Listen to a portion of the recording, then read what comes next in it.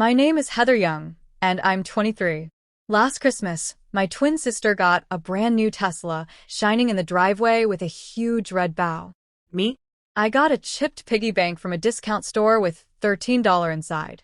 My dad smiled. That's our contribution to your future home, Heather. I stood there, my heart sinking, as my sister squealed and snapped selfies with her car. That night, I packed my bags, walked out the door, and didn't look back. Then, my phone buzzed with a text from my mom. Don't forget to pay the rent. I froze. After everything I'd sacrificed for them, the first thing on their mind was asking me to cover the bills. That's when I knew I had to close that chapter for good. What happened next went far beyond anything I could have imagined. Everything shifted so fast, it hardly seemed real. If you want to know how that twist changed my life forever, hit that subscribe button and join me for the full story. But to understand, we have to go back to when I had just turned 18, a time when my twin sister and I felt unstoppable. We'd both gotten into college, me for business, her for marketing. I could already picture myself in a dorm, crunching numbers and planning my future. Then that summer, our family's toy store in Memphis went under. Online retailers like Amazon were selling everything cheaper, and our little shop couldn't compete. Overnight, we went from middle class to barely scraping by. Rent was late, groceries were sparse, and college tuition? Forget it. One evening, Mom and Dad called us into the living room. Their eyes were tired, like they'd been up all night arguing. "We can only send one of you to college," Dad said, his voice heavy. Mom looked at my sister, then at me. "Heather, you're the responsible one. You can work. Help us keep the house. Your sister needs this chance to shine." My stomach dropped. Responsible? That's what they thought of me. The one who could just give up her dreams. I looked at my sister. Her face lit up with hope, and I couldn't take that away. So I nodded. "Fine, I'll stay." I gave up college before I even unpacked my bags. Instead, I took a job as a financial data entry clerk at a small shipping company downtown. It wasn't glamorous. Typing invoices, logging payments, staring at spreadsheets until my eyes burned. The pay barely covered the bills, electricity, water, internet, but I kept going. I'd drag myself home after 10-hour shifts, only to hear Mom raving about my sister's new campus life or Dad boasting about her perfect grades. It hurt, but I told myself I was doing the right thing. Family came first, right? The next year was even harder. Debts from the store kept piling up. Bank loans, credit cards, unpaid vendors. Dad's voice shook when he said we might lose the house. I funneled more of my paycheck to them, $100 for the mortgage, $50 for utilities. Soon I was giving almost everything I earned. I stopped going out, didn't buy new clothes, didn't even think about saving for myself. My life was work, bills, and keeping us afloat. My sister, though, was living it up, new outfits, weekend trips with friends, fancy lattes, all posted on social media. I'd see her photos late at night, a tight knot forming in my chest. Mom would say, "She's making us proud, Heather. You're helping her get there." What about my dreams? I bit my tongue and kept going. Then I met Daniel, my boyfriend. He worked at a coffee shop near my office, always slipping me a free drink when I looked like I was about to collapse. We'd chat during breaks, and he'd listen when I poured out frustrations about home. He had this way of making me feel seen, like I wasn't just a machine paying the family's bills. Daniel was studying interior design, always sketching ideas on napkins, and his passion sparked something in me.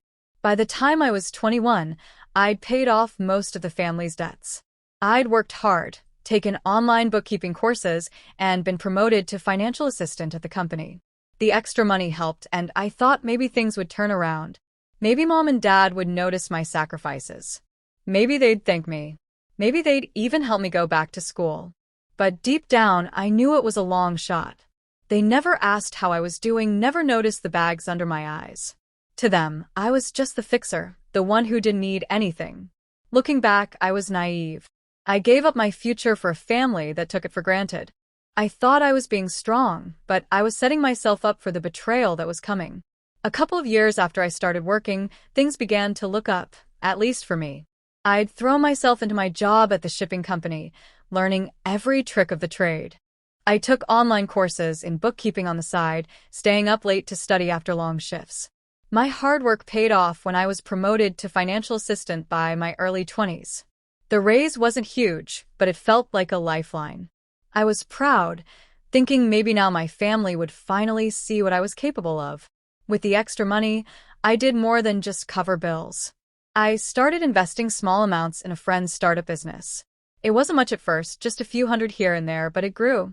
By the time I was 22, I'd made enough to help Mom and Dad clear the last of the toy store debts. I handed over thousands to pay off their final loan, believing it would save our family home. At night, I'd lie awake, imagining them sitting me down and saying, "Heather, we couldn't have done this without you." But that never happened. Instead, Mom and Dad acted like it was no big deal. "Thanks, Heather," Mom would mutter, barely glancing up from her phone. Dad would nod, then move on to talking about my sister's latest achievements. Lindsay was still in college, living her best life. She'd come home for breaks with new clothes, a shiny phone, even a fancy laptop, all paid for by Mom and Dad.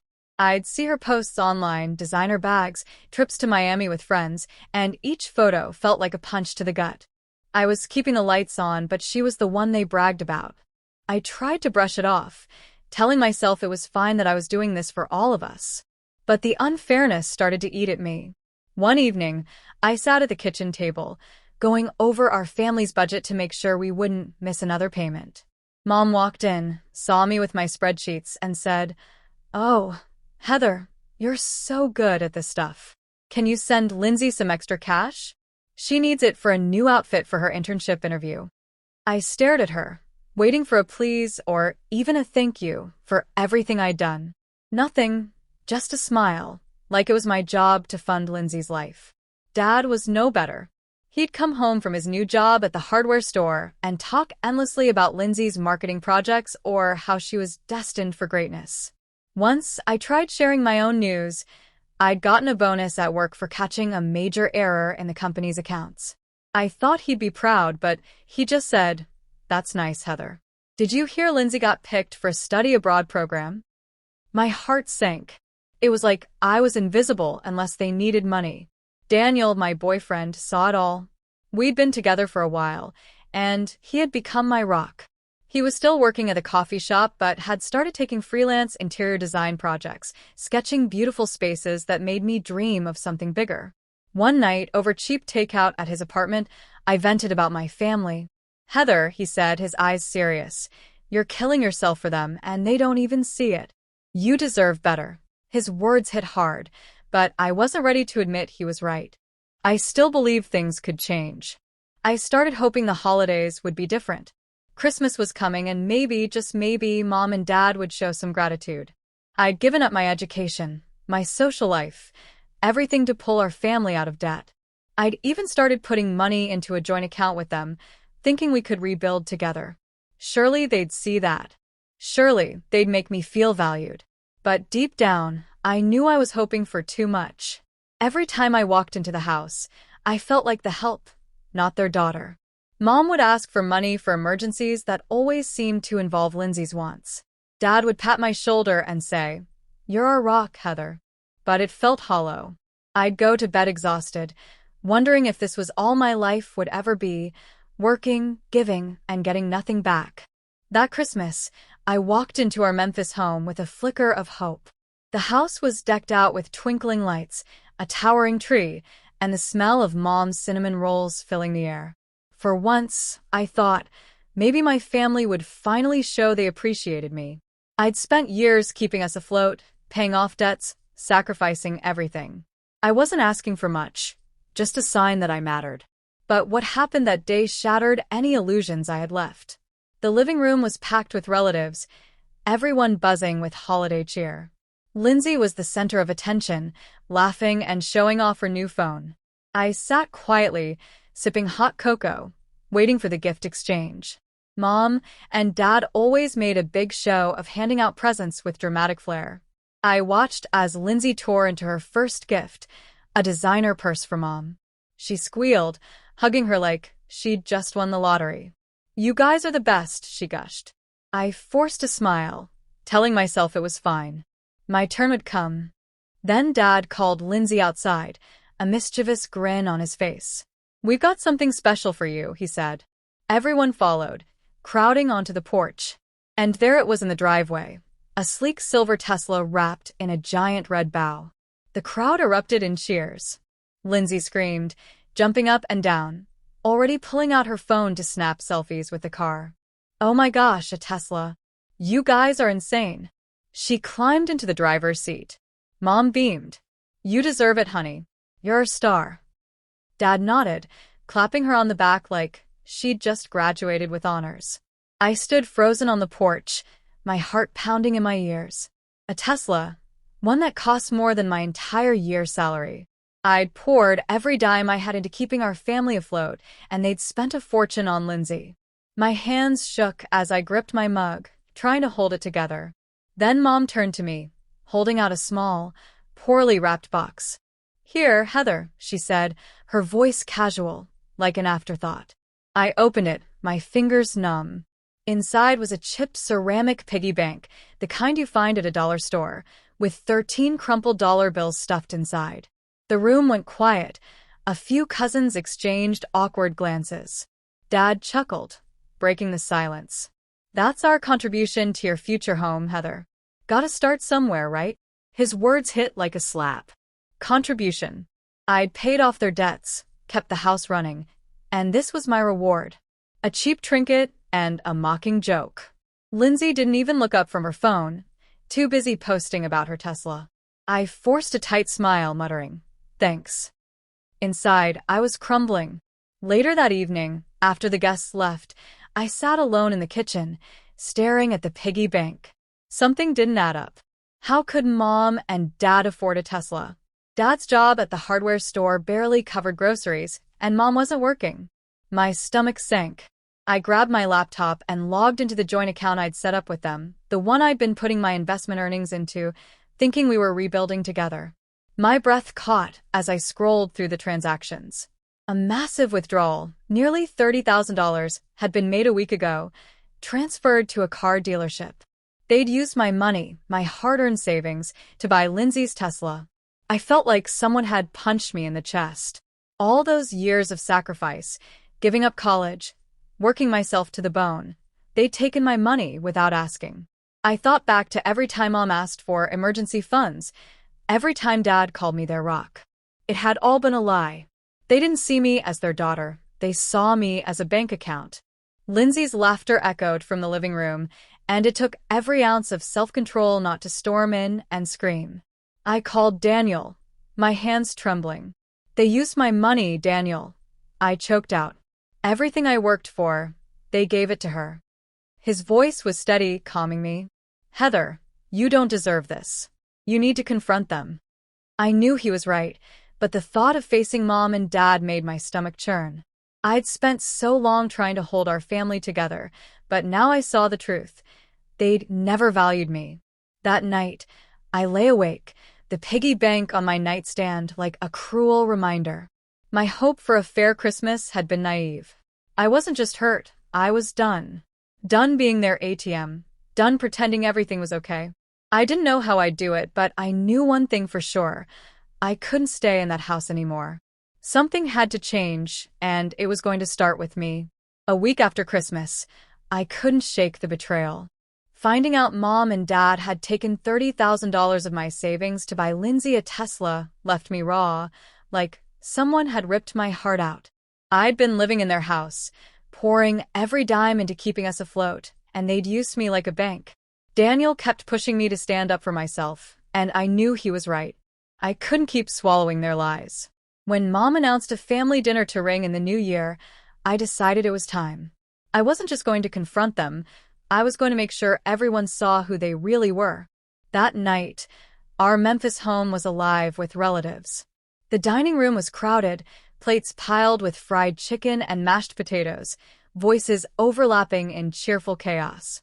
Lindsay held court in the corner, bragging about her Tesla, her phone lighting up with likes on her latest posts. I moved through the room like a ghost, setting out napkins, my hands trembling with what I was about to do. Every smile from Mom, every thanks Heather from Dad, felt like a knife twisting deeper. We sat down to eat, and I waited, my pulse hammering in my ears. The conversation flowed, cousins joking, swapping gossip, until there was a pause. I pushed my chair back with a screech, cutting through the noise. Everyone turned, forks hovering. My throat tightened, but I forced the words out.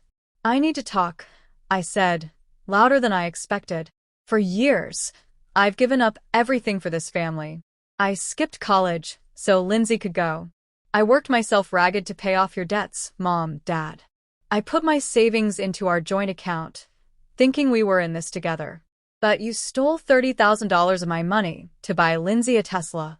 I gestured toward the driveway, where her car gleamed under the streetlight. The room went silent, as if the air had been sucked out.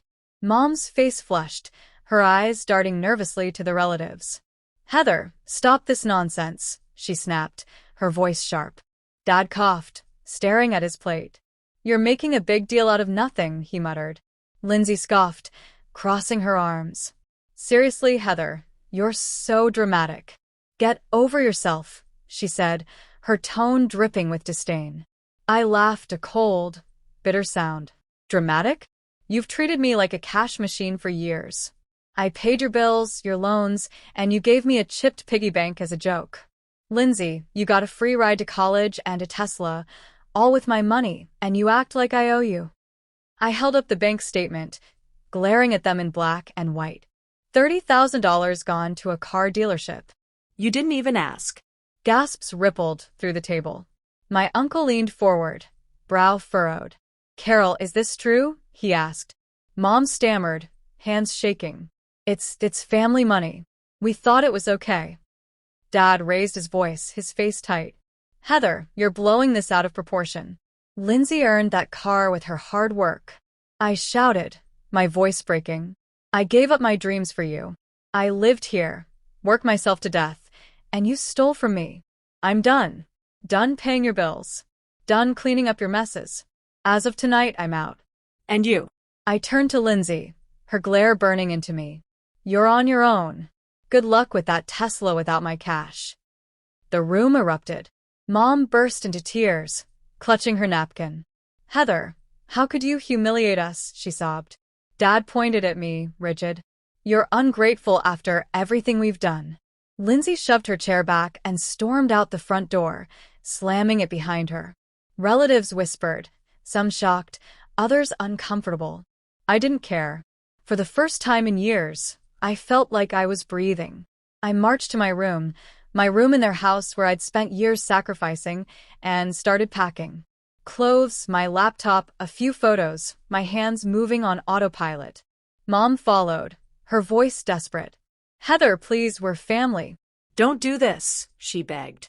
I zipped my bag and faced her. "Carol, you stopped being my family when you chose Lindsay over me. I'm done." I pushed past her, ignoring her sobs. Dad stood at the bottom of the stairs, arms crossed. "If you leave, don't think you can come back," he said coldly. I met his eyes. "Robert, I won't need to.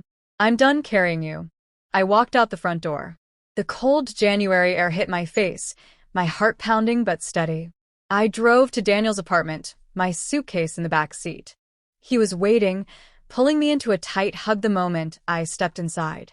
"You were so brave," he whispered. I sank into him, tears finally spilling over. "I don't know what's next," I admitted. He smiled, brushing my hair back. "We'll figure it out together." That night, I slept on his couch, exhausted, but free.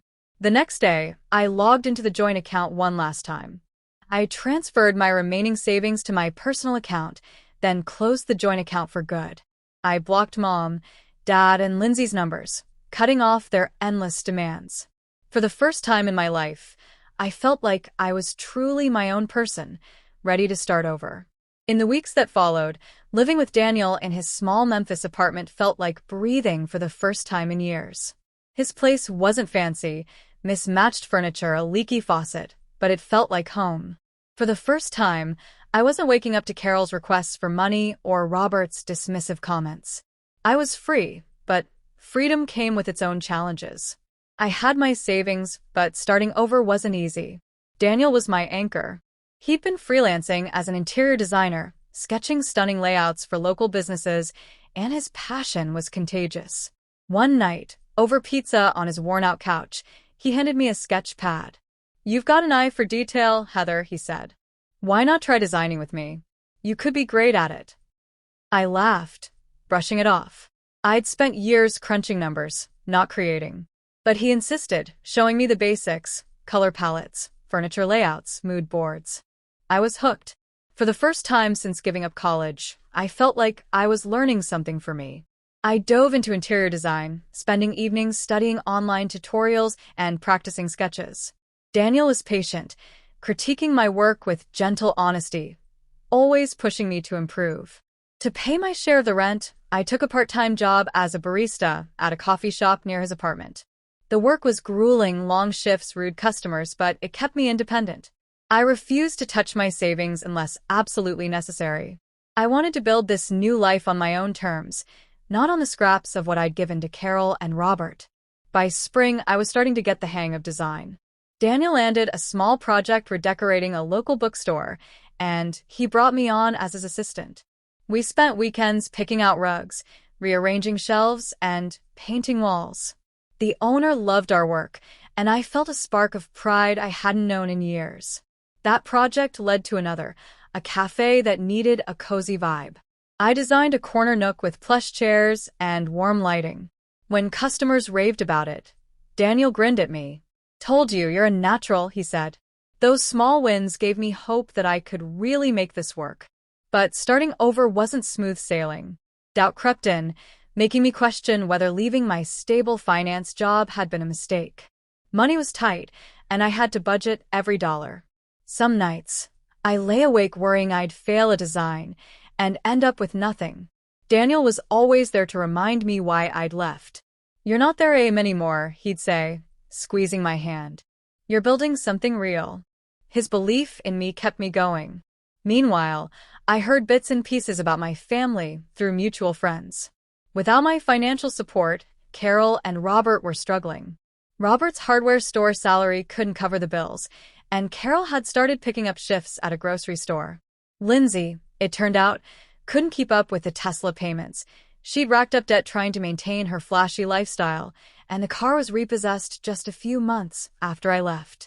I felt a twinge of guilt when I heard that, but it passed quickly. They'd made their choices, just like I had made mine. Lindsay tried reaching out once, leaving a voicemail I didn't return. "Heather, we need to talk," she said, her voice clipped. I deleted it. I had spent years giving her everything, and she'd thrown it back in my face. Carol and Robert sent a few texts too, asking me to come home or work things out. I blocked their numbers again. I wasn't going back to their lies and demands. Daniel supported me, saying I didn't owe them anything. "Focus on you," he'd tell me. And I did. As the months passed, I grew more confident. I started pitching my own design ideas to clients, landing a contract to refresh a small office space. It wasn't huge, but it was mine. I spent hours perfecting the layout, choosing sleek desks and vibrant accent walls. When the client shook my hand and said, "This is exactly what we needed," I nearly cried. It was proof I could do this, proof I was more than the girl who'd given up everything for her family. Living with Daniel deepened our bond. We'd stay up late dreaming about opening our own design studio one day. He'd sketch wild ideas, and I'd rein them in with practical plans. We balanced each other perfectly, and I realized how lucky I was to have him. He wasn't just my boyfriend. He was my partner, my biggest cheerleader. For the first time, I let myself imagine a future that wasn't about sacrifice, a future where I could be happy. By the end of that first year on my own, I wasn't the same Heather who'd walked out of Carol and Robert's house. I was stronger, more sure of myself. I still had a long way to go, but I was building a life I was proud of. My family's struggles were theirs to bear now, and I refused to carry their weight anymore. I was ready for whatever came next, knowing I had Daniel by my side, and a dream worth chasing. A year after leaving Carol and Robert, my life was unrecognizable. Living with Daniel in Memphis had given me the space to rebuild, to chase a future I'd never dared to dream of before. But one piece of unfinished business lingered: the $30,000 they had taken from our joint account to buy Lindsay's Tesla. I couldn't let it go. That money was mine, earned through years of sacrifice, and I deserved justice. So I decided to take Carol and Robert to court. I hired a lawyer, a sharp, no-nonsense woman who listened to my story without sugarcoating anything. "It's a strong case," she said, flipping through my bank statements. "The joint account was in your name, and you have proof of their withdrawal. We can argue financial misconduct." The process wasn't easy. Gathering evidence, filing paperwork, attending tense meetings, it was exhausting. But Daniel was by my side, keeping me grounded. He'd hold my hand during late-night prep sessions, reminding me I was fighting for what was right. The court date came that spring. Standing in the Memphis courthouse, I faced Carol and Robert across the room. They looked smaller than I remembered, their faces tight with worry.